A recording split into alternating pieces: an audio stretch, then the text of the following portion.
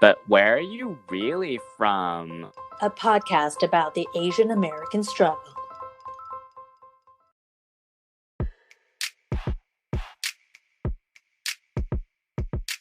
Hey everyone, I'm Angela Lynn. And I'm Jesse Lynn, and welcome back to But Where Are You Really From?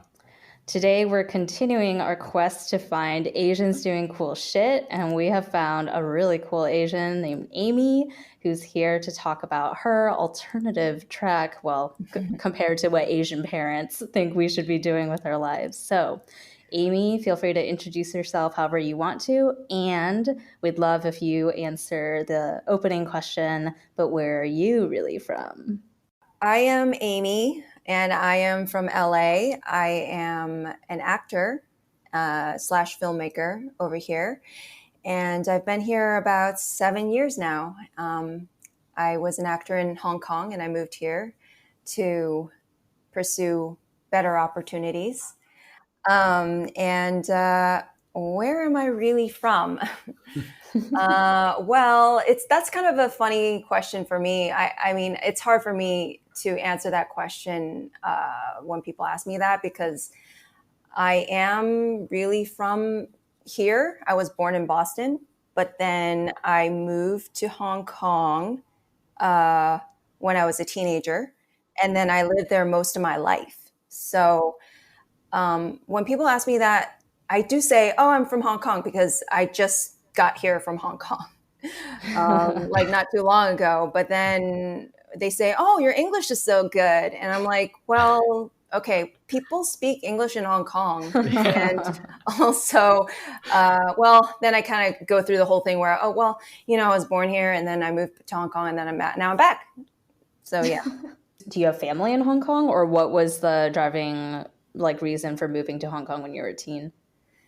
My dad switched careers. Yeah, he had a restaurant here when we were growing up in Connecticut, and then he decided he wanted to get into metals, import, export, and he just had us all move over to Hong Kong when I was 14. Wow. You know what? We actually have a somewhat loose connection in that, because my dad, when I was growing up, my dad had his own business. He had a factory in Shenzhen, so across the water from Hong Kong, but he was doing home decor, home accent type manufacturing, and it was related to my uncle, who's import export of that kind of stuff. So I feel like within that Shenzhen and Hong Kong area, that's the big reason people are there, I guess, to do business. Yeah, it was very similar. Yeah, very, very similar. My dad actually worked in Guangzhou, and then he would commute back and forth from Hong Kong to Guangzhou. But we, of course, as a family, we moved to Hong Kong. Right. Yeah, and most of my relatives are there. So at one point, I actually wanted to go back to New York to study. So then I went to New York for my senior year of high school. And that was actually the year 9/11 happened. Oh, shoot. Yeah. 9/11 happened while I was still in Hong Kong. And then I didn't go back. I took a gap year. And my dad had me go to Beijing to study Mandarin and art over there. Yeah. I was going to study art and design in New York. Then I changed course. Wow. And yeah. Interesting. So you were going to do some kind of artistic pursuit always? Yeah, that was always been my interest, to do something creative. Nice. I drew since I was I was 3. And I was always very interested in art, and I was really good at it. But I never actually thought I'd become an actor when I was a kid. Yeah.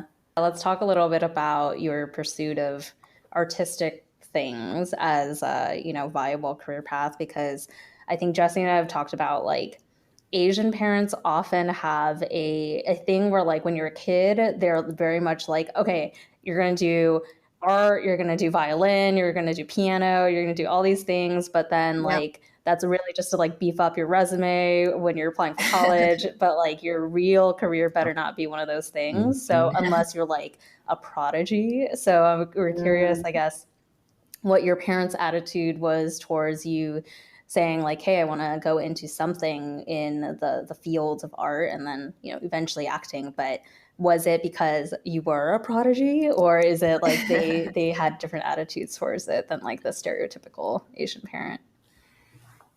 Well, it was very half-half. My mom, she was always very encouraging of my artistic pursuits ever since I was a kid. And she saw that from when I was very, very young.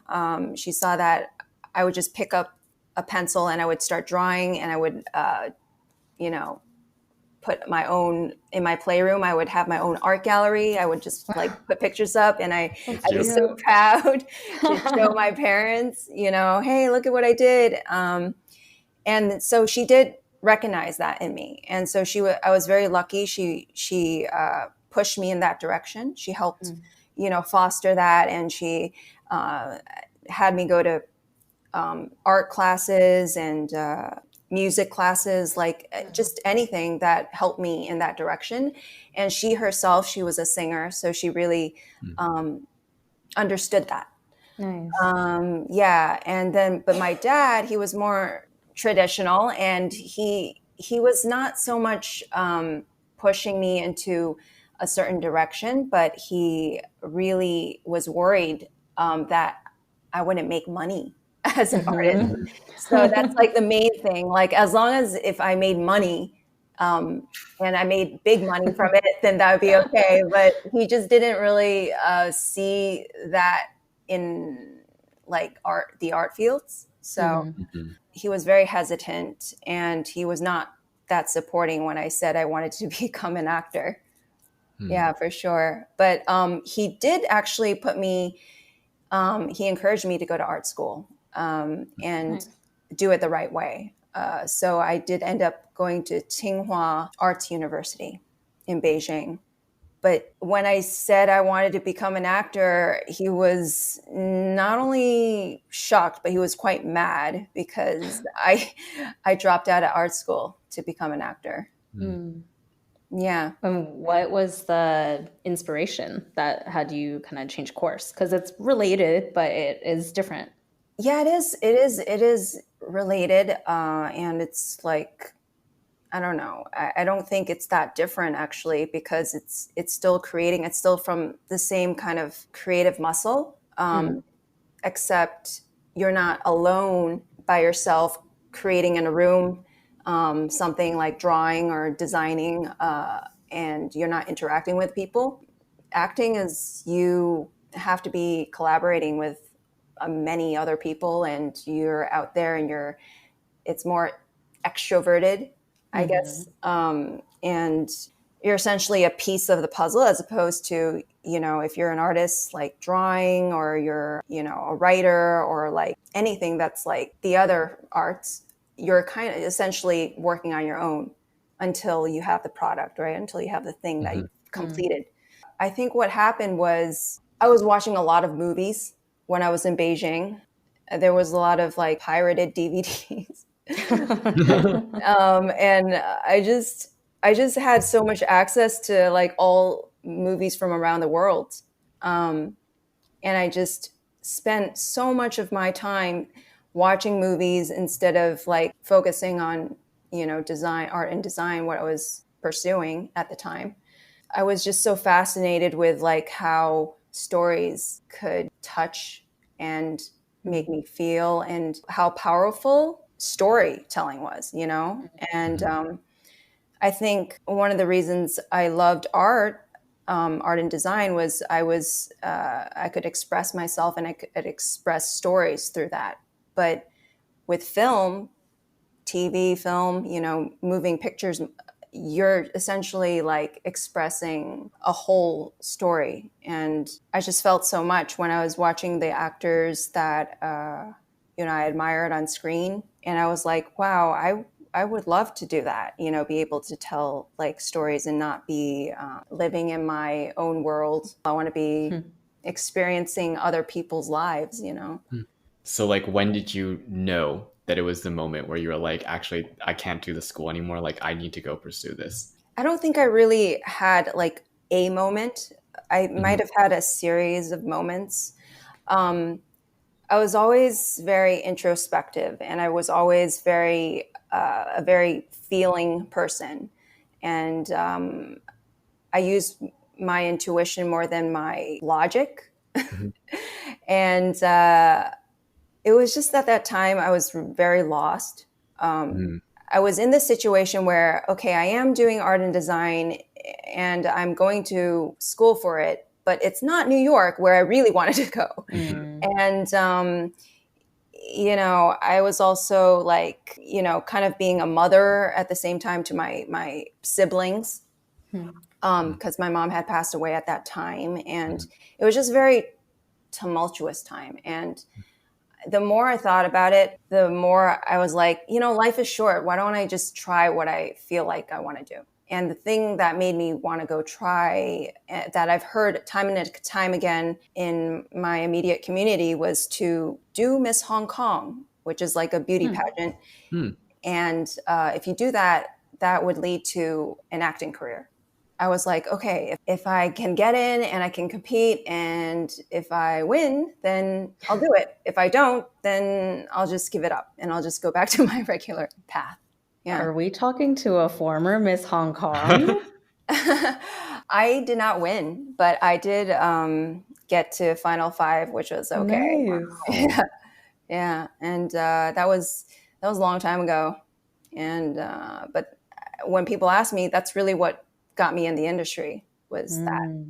In the past, Jesse and I have talked about media representation and kind of a lack thereof, especially for Asian Americans on screen. It's gotten better, but it's, still a ways to go. And certainly when we're growing up, non-existent pretty much, right? Yeah. It sounds like if I had imagined there was maybe a like lower hurdle, imaginary hurdle if you were in Hong Kong, because there's also Asian actors and everything that is produced there. So maybe it wasn't as big of a deterrent as if you had grown up in the US. It would have been very different if I started out here.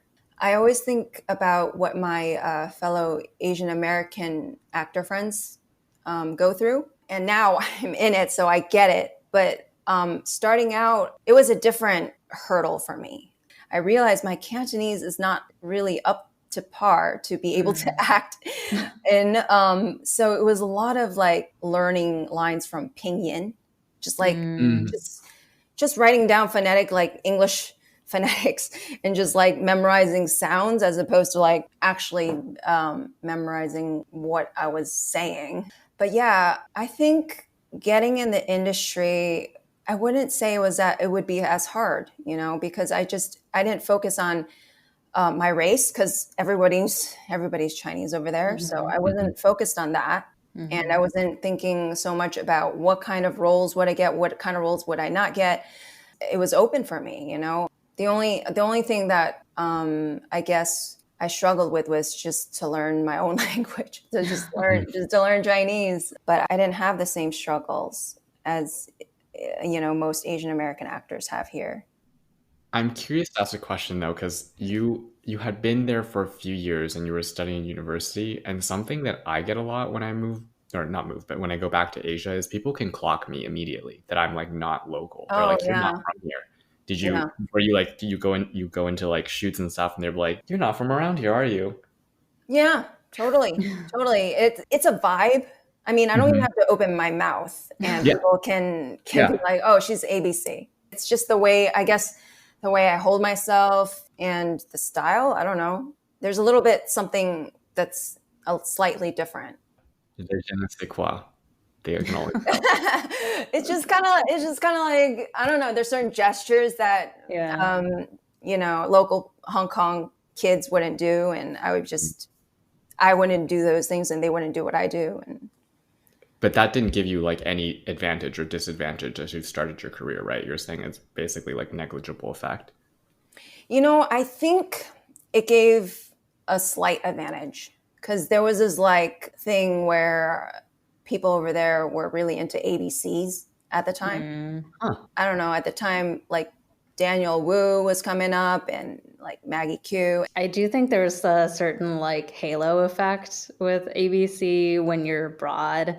Well, abroad relative to the US, right? But like Jesse has talked about when he's there, he feels like he's a celebrity. You're famous. And when I was younger, I was obsessed with Meteor Garden, that Taiwanese drama, and F4.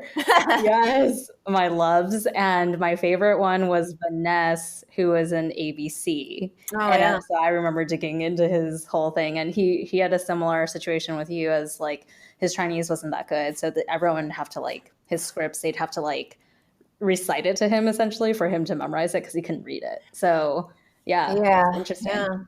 Yeah. I totally remember that era. My favorite era.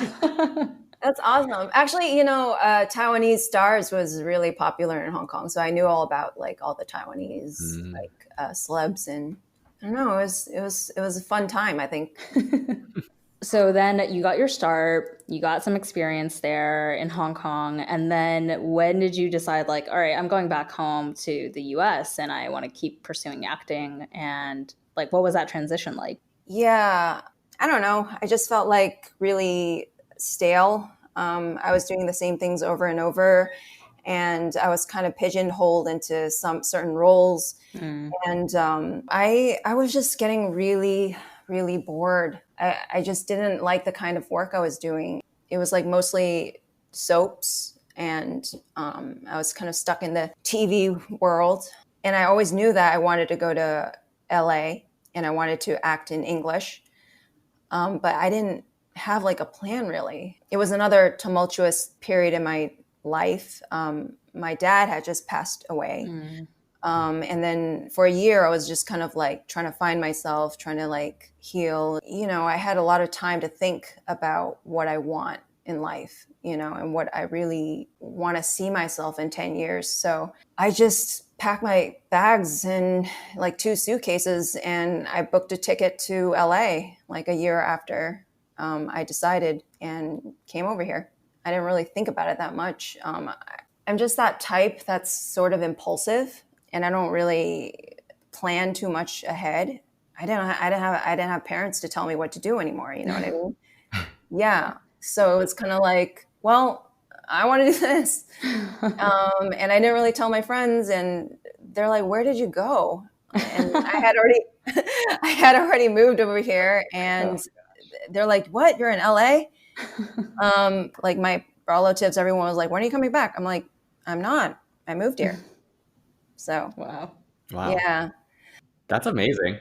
That's like completely the opposite person that I am. I always look at people who are able to just take that risk and go for it. And I'm like, I'm so envious of like that like drive and that like fortitude. And you're kind of just like, I can just land here and it'll work.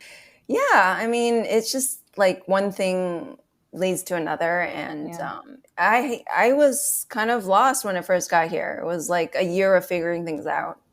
How did you end up finding your like community out there? It was one person at a time.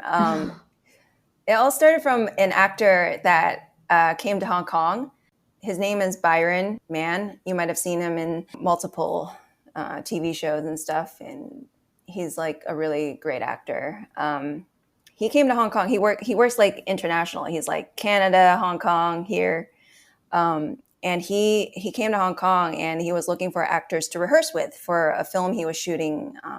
I was an actor that was recommended to him to help rehearse. And he met up with me based on this recommendation, and he talked to me and he was like, your Chinese isn't that good.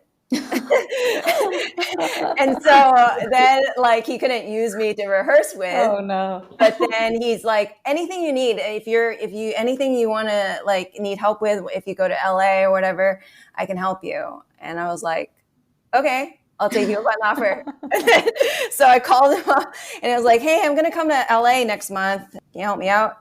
And so he did. He was like, he he was so generous, and he was so just like, when I got to LA, he made sure my place I was renting was good. It was in a safe area. He went there before I got there. Wow. And he made sure that it was safe. And he let me stay at his place for a day or two before I moved in. And he introduced me to like all the friends that he thought I should know. And from there, I just like made friends. And then from those friends, I made other friends. And then from yeah, what happened, I was like really open. I was really open to meeting new people. I mean, the Asian American community here is awesome. They're like, they just know you're new here, and they introduce you to everyone. So I was very grateful for that. Now that you're here and you've been here many years now in the biz, Yeah. what is your experience like with the roles that you are able to get, and like now that you're on the Asian American side of the industry, are you seeing anything in terms of like roadblocks or anything that are related to either being a minority or being a woman, like anything distinct that's different from the Hong Kong times? Yeah, I would say so.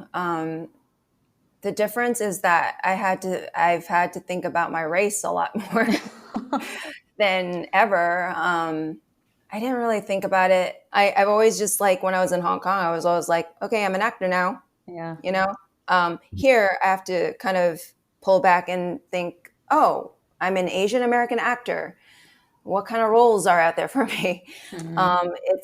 That was how it was when I first started here. There are certain boxes that people will put you in, you know. I've had people say that I should really, really focus on the smart roles, because that's what Asian American actors usually get to play, you know, the smart, like lawyer, like a scientist or yeah, the lawyer, the scientist, everything that, you know, we didn't want to be, right. you know, becoming artists. Like, it's suddenly like, kind of like, okay, you look like this. And so, you know, you need to, I don't know, shape the way you look and the way you talk and stuff into that kind of mold. But I've been very lucky. I've been able to collaborate with a lot of people who don't think that way and are more like, chose me to be in their projects, not based on I'm filling a diversity check mark. I've been in projects where I'm just simply a person and not an Asian American. Isn't that the dream? Really, Yeah. just to be a person. Yeah, no, it is changing. I mean, I do, you know, there are struggles, but I've been seeing a lot more Asian American creators that are creating really awesome things now. And I'm not just talking about the big budget stuff like Crazy Rich Asians, and I'm talking about, like, you know, really cool indie stuff. That's you know, the young Asian American filmmakers are coming out and doing now. So what's your feel in terms of like, because we do hear and feel kind of like the film and TV industry is changing in that sense that they're being more accepting of actors in different roles and less typecasting. But I wonder, based off of your experience, do you feel like that's mostly coming from those like independent projects? Because film is like more accessible now, like it's easier to get equipment and you can start up much faster. Like, is the growth coming from there, or is it coming from studios, or like a little bit of both? It is coming from both, but I just see like there's just a lot more creators now because of the access that we have. You know, whether it's people putting stuff up on YouTube or raising money on the different platforms to create their own feature films and going through the festivals. There's a lot more voices now than ever before. I think it's because our generation is finally stepping up and telling the stories that we didn't before. And it starts from the script. It starts from the screenplay. I've also noticed that there's stories that I want to tell and aren't out there right now. So I've been writing, and Nice. I'm very interested in directing now too, because again, it doesn't start from trying to be accepted to the table as an actor. It starts from the actual project and the script. You know, there are a lot of new, exciting filmmakers out there right now that are doing really cool things. Justin Chan, he's a Korean American. I'm not sure if you guys have seen his films like Gook, and Oh, yeah. there's like people like him that are starting to create like really cool Asian American stories. I was in a film that I shot last year, and now it's being submitted to festivals. And the director is Korean American, and the story is actually has nothing to do with Asian American identity. It just so happened the lead characters are Asian American. I love it. Yeah, Great. but we're not talking about assimilation or like, it's just we're just being people. There's so many talented Asian American content creators out here. It's just a matter of time, I think. Just a matter of time, and just like having the balls to put out stories that aren't safe, Yeah. like not doing the same thing over and over. Like, how do we make it so that the white people like it? Like we're just telling stories. You know what I mean? Yeah. Yes. Totally still big budget studio, but one movie I really liked that was more like what you're saying of like had nothing to do with identity, but just happened to be Asian cast. Searching with John Cho. I love that movie, and I was like, okay, John Cho, he's famous, people know him, but what's this? It's going to be an Asian thing. And then I watched the trailer. I'm like, this has nothing to do with being Asian. Awesome. I watched that movie too. It was awesome. I watched it at the LA Asian Pacific Film Festival. Oh, cool. And I think it was a centerpiece film. Very cool. All right. So I think we'll move into our closing. We like to call it the fortune cookie because we like to end on a sweet treat. So we thought we'd ask you, what is the project that you are most proud of that you've done so far in your career? The project that I am most proud of thus far is called Love Shot. And that is a feature film I did about 2 years ago. And that is now, it was on Netflix. Now it's on Amazon Prime. So if you have Amazon Prime, you can see it there. And I play a K-Town karaoke hostess that gets saved by the day by a hitman that's supposed to kill me, but he falls in love with me instead. Love it. Oh, yeah.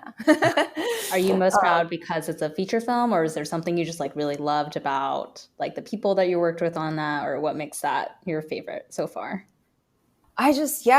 First of all, I love the people. The director was very collaborative, and my co-stars was really just awesome people.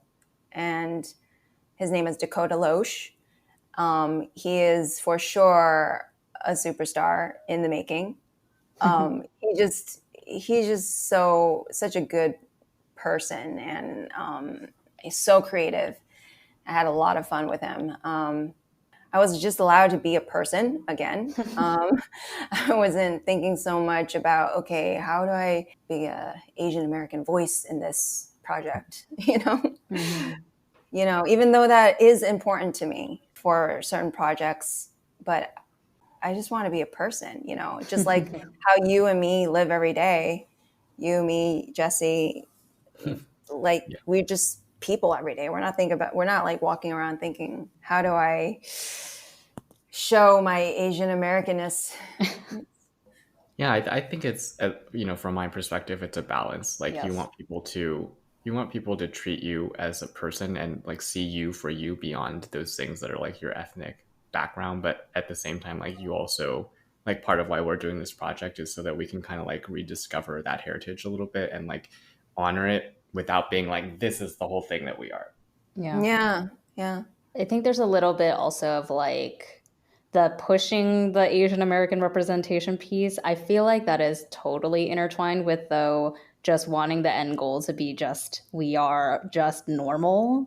Like, it's because we're not totally represented right now, so we have to be a little louder to like make sure we're even in the sphere, right? But like at the end of the day, we don't want to be known as like just a loud Asian group. We just want to be a group, just part of it. I think that is also one of the things that I always have in mind is like, I have to be louder than normal because I'm actually a very quiet person. But when I'm in a room full of people, I always make my voice heard because I don't want to have them say, oh, she's the quiet Asian girl. Yeah. Even though my personality, like I'm more introverted and I don't like to talk as much, I have been making it a point to speak up and say things like when I think, oh, that's wrong, or like, what? That's not funny. What you just said, about Asians, that's not funny. Good. Yeah, for sure. And it's a thing that we have to face, we just kind of have to deal with. And, I think the African American community gets somewhere because they speak up, in big numbers. Mm-hmm. And now I feel like more and more Asian Americans in every field, they're doing that. Awesome. Well, this was fantastic having you. Thank you so much for joining us. Well, thank you so much for having me. It was so fun to talk to you guys. Awesome, guys. Well, we hope you enjoyed this episode. If you have any feedback for us or for Amy, or you also work in film and TV and want to just chime in and give us your 2 cents, feel free to reach out to us. You can DM us on Instagram, or you can email us at telluswhereyou'refrom@gmail.com. The your is YOURE. Until next time, 再见, bitches.